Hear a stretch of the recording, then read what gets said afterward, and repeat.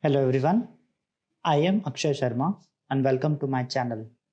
If you are new to my channel, please pause the video here and consider subscribing. Please press the bell icon to never miss an update. Let's get started with this video now. Okay. What is SOA? Okay. So then some of the cunning people came into industry and they say that no, yeah, we basically really need a system wherein we have to have a proper way of dealing this kind of scenarios wherein if one system is working with Java or developed in Java and other system is developed in .NET, we really want to have a architecture which says that this all components can interact, right? So some cunning people came and say that let's develop the architecture style of building software. So if one company starts to build a software, they say that let that company starts to follow this SOA architecture. So what does it Okay, so what does it say that SOA is the architecture style of building software application, and it is very loosely coupled between components so that they can be reused.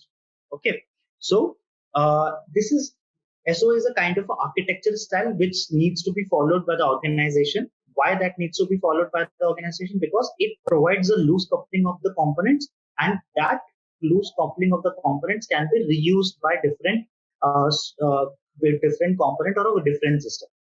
Okay, a software system is divided into highly flexible and reusable components called services.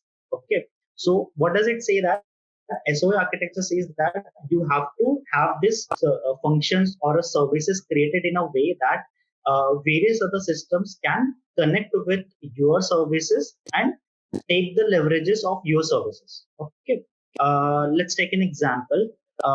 When this Aadhaar card Aadhaar card services came into picture, right?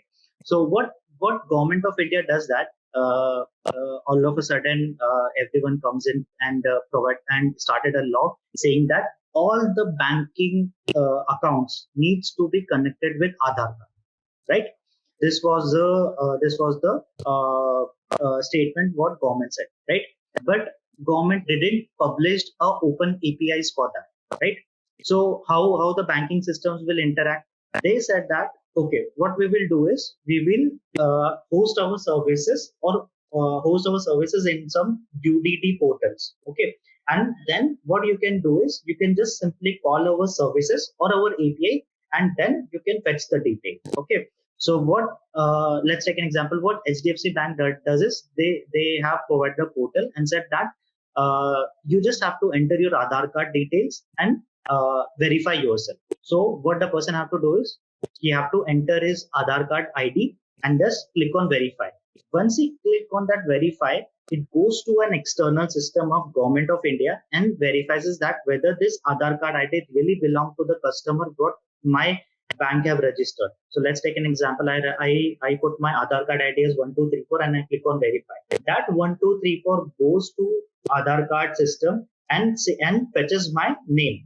And that name came back as a response to HDFC Bank, and then HDFC Bank can verify really if the person is belonging to my this account, the account number which this person is holding, the name for that, and the Aadhaar card response is matching or not. If it is matching, the Aadhaar card number is it links to your bank account. So you understand what these services are doing. So all these are reusable services which are hosted on some of the platforms, and every organization which needs to interact with want their services to interact with open world, they need to provide the APIs for that. Okay, SO is just an architectural blueprint. It is not a technical standard. So it is not a technical standard. What does it means that you don't have to really code in a way. SOA standard doesn't say that you have to code it in a certain format. You don't have to code it in a certain format. You have to have this blueprint. Okay. So what does blueprint say? When we build up a home, right? We have a blueprint of that home created. So what does it say? That yeah, room should be at this place. Then kitchen should be on this place.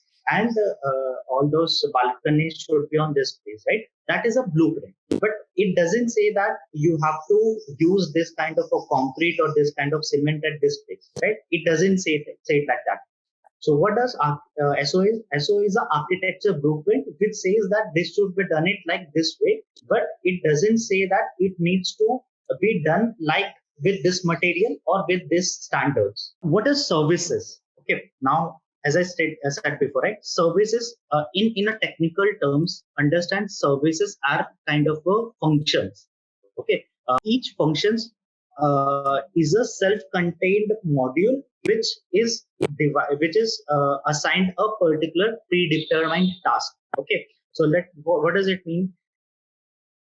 Let's take an example. If we say add two numbers, I say add two numbers is a service. Okay, what does it means that add two number is a service which is created at some of the it is a function which is created at some coding backend side which takes two parameters basically. So two parameters, which is x and y, are the two parameters with what it takes, and that when we call that service or when we call that function, basically it performs the specific task. And what the specific task here is adding two numbers whenever whatever that x and y parameters which are coming as part of the request or which is coming as part of the parameters of to that function, that needs to add and as part of execution of that function, the result which is expected is the addition of both the two numbers. So as from the services side, what response I'm expecting is when I send x and y as a parameters for this service, I'm expecting that the response for the service should be addition of two numbers. Okay. Now it is black box to customers. What does it means? When you invoke a service, let's take an example. When you invoke the same service, addition of two numbers, you don't see the backend logic, right? When you call a service, the backend logic doesn't get exposed to you that what you are doing exactly. Call a service, you call add a addition of two numbers, and x and y are the two parameters which you send, and you leave it to the system to tackle what they do from that x and y parameters, right? So it is a black box to customers. Your the implementation logic or what the backend logic you have written, it is not exposed to customers. Correct? The second point or the last point here is platform independent. So what does it mean, platform independent? It means that your services are your backend services. It may have written in .NET, it may have written in Python, it may have written in Java, right? You don't have to bother about that. It is installed there. Your customers can interact or can invoke that services from anywhere in the world and anywhere in that place. That can be, they can use these functions, right? You can call addition of two numbers from anywhere in the world without knowing the backend implementation or at what platform that implementation is there. Okay. So what does it mean, platform independent? You got an idea, right? Your backend implementation can be at any platform. The front end application calls it, and the backend system have to respond it with the proper responses. In the next video, we will learn about why SOA.